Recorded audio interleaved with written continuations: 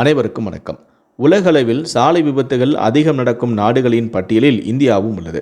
இங்கு பெரும்பாலும் சாலை விதிகள் மீறப்படுகிறது. இதை கட்டுப்படுத்த காவல்துறையினர் பல நடவடிக்கைகளை எடுத்து வந்தாலும் விதிமீறல்களும் அதனால் விபத்துகளும் நிகழ்ந்து கொண்டுதான் இருக்கின்றன.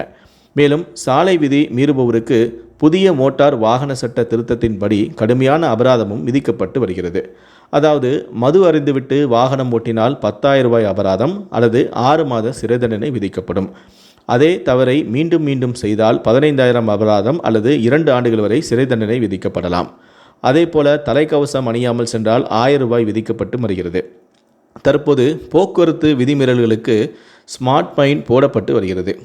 செல்லான் முறையில் அபராதம் விதிக்கப்படுவதால் பல வாகன ஓட்டிகள் அபராத தொகையை செலுத்தாமலும் உள்ளனர்.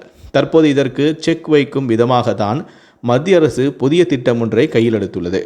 அதாவது போக்குவரத்து விதிமுறைகளை மீறி அபராதம் விதிக்கப்பட்டால் அதை 3 மாதங்களுக்குள் செலுத்தும் நடைமுறையை அமலுக்கு கொண்டு வர உள்ளதாக கூறப்படுகிறது. மேலும் அபராத தொகையை செலுத்த தவறும் பட்சத்தில் வாகன ஓட்டிகளின் டிரைவிங் லைசன்ஸையும் தற்காலிகமாக ரத்து செய்ய முடிவு செய்யப்பட்டுள்ளதாகவும் கூறப்படுகிறது. அதேபோல ஒரே ஆண்டில் 3 முறை வாகன விதிமீறல்களில் ஈடுபட்டு அபராதம் விதிக்கப்பட்டால் அவர்களின் டிரைவிங் லைசன்ஸ் குறைந்தது 3 மாதங்களுக்கு பறிமுதல் செய்யப்படும் போன்ற நடவடிக்கைகள் எடுப்பதற்கான பணிகளை மத்திய அரசு மேற்கொண்டு வருவதாக தகவல்கள் வெளியாகியுள்ளன.